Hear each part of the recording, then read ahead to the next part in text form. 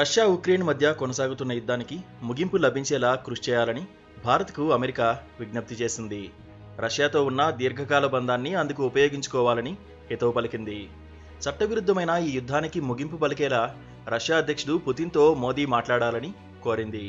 ఢిల్లీ, మాస్కోల మధ్య బలమైన సంబంధాలు ఉన్నాయనే విషయం అందరికీ తెలిసిందేనని అమెరికా విదేశాంగ శాఖ అధికార ప్రతినిధి గుర్తు చేశారు. ఐరాస చట్టాలను గౌరవించాలని పుతిన్కు సూచించాలని భారత్ను కోరారు. రష్యాతో ఉన్న బంధాన్ని ఉపయోగించుకునేందుకు భారతదేశాన్ని అమెరికా ప్రోత్సహిస్తోందని తెలిపారు. రష్యాతో పటిష్ట బంధం, దాని వద్ద ఉన్న విశిష్ట స్థానాన్ని ఉపయోగించుకుని అధ్యక్షుడు పుతిన్తో మాట్లాడాలని కోరుతున్నామని పేర్కొన్నారు. చట్టవిరుద్ధమైన యుద్ధాన్ని ముగించి శాంతి స్థాపనకు కృషి చేయాలనే విషయం పుతిన్కు చెప్పమని భారత్ను విజ్ఞప్తి చేస్తున్నామని అన్నారు.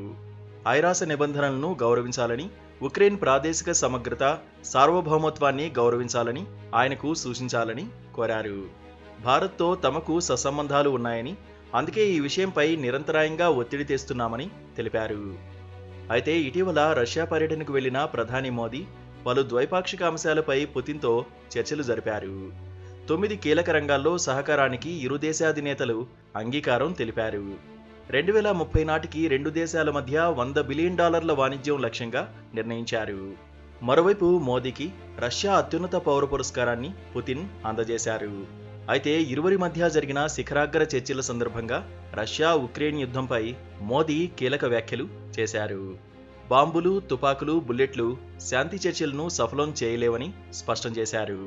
అదే సమయంలో ఉక్రెయిన్పై యుద్ధాన్ని పరిష్కరించడంలో సహకరిస్తున్న మోదీకి పుతిన్ కృతజ్ఞతలు తెలిపారు. మరోవైపు మోదీ పర్యటనపై ఉక్రెయిన్ అధ్యక్షుడు జెలెన్స్కీ పెదవి విరిచారు. శాంతి స్థాపనకు విఘాతం కలిగించే చర్య అంటూ విమర్శించారు. ఈ క్రమంలోనే రష్యా ఉక్రెయిన్ మధ్య యుద్ధానికి ముగింపు పలికేలా చర్యలు తీసుకోవాలని అమెరికా విదేశాంగ శాఖ భారత్ను కోరింది.